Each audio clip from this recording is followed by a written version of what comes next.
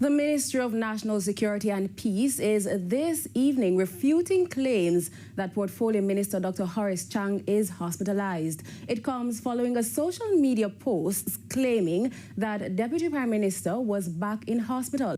But in his first official statement since he underwent elective surgery in late 2025, Dr. Chang said he has been recovering well since being discharged. The minister says he did not suffer a health emergency and the rumors are baseless and fictitious.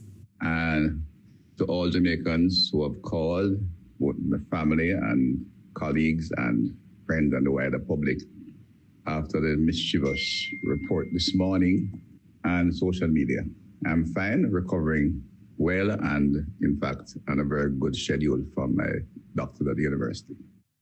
The ministry says it continues to fight against the spread of misinformation and disinformation shared with the intent of misleading and distracting the public.